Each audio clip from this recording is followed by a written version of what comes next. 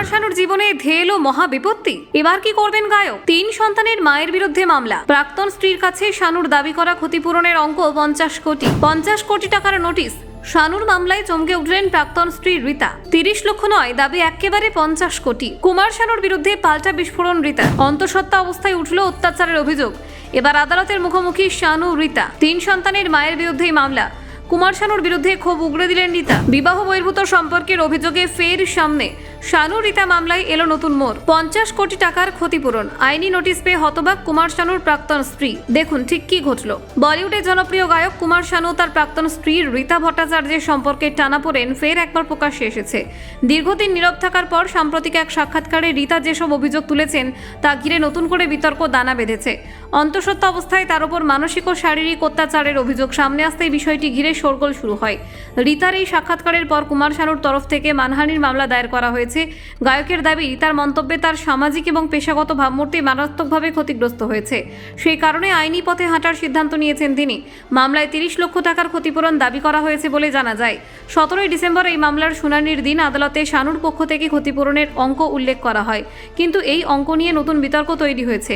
কারণ রীতা সংবাদ মাধ্যমকে জানিয়েছেন, আদালতে যে পরিমাণ অর্থের কথা বলা হয়েছে প্রকৃত দাবি তার থেকে অনেক বেশি। রীতার দাবি অনুযায়ী তার কাছে যে আইনি নোটিশ পাঠানো হয়েছে সেখানে ক্ষতিপূরণ হিসেবে 50 কোটি টাকা দাবি করা হয়েছে। এই অঙ্ক শুনে তিনি হতবাক হয়ে গিয়েছেন বলে জানান। তার কথায় কিভাবে ধরে নেওয়া হচ্ছে তার কাছে এত টাকা রয়েছে তা তিনি বুঝতেই পারছেন না। এক সাক্ষাৎকারে রীতা বলেন, এই গোটা বিষয়টি অত্যন্ত দুঃখজনক। তিনি বিস্মিত যে কুমার শানু নিজের 3 সন্তানের মায়ের বিরুদ্ধে এই ধরনের মামলা করেছেন।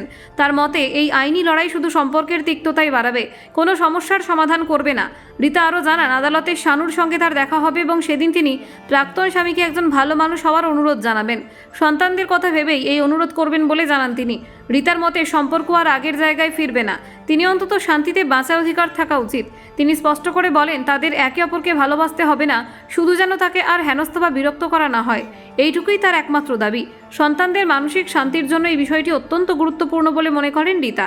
এই বিতর্ক নতুন নয়। এর আগেও কুমার শানুর ব্যক্তিগত জীবন নিয়ে নানান অভিযোগ সামনে এসেছে।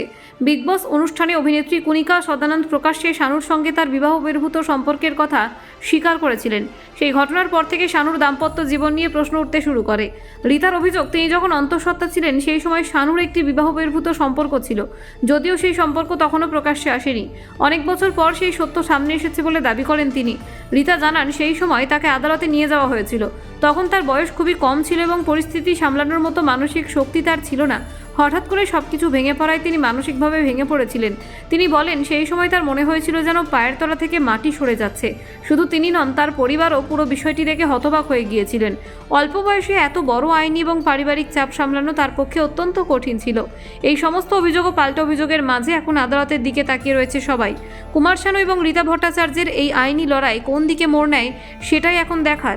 ব্যুরো রিপোর্ট, নির্ভীক বার্তা।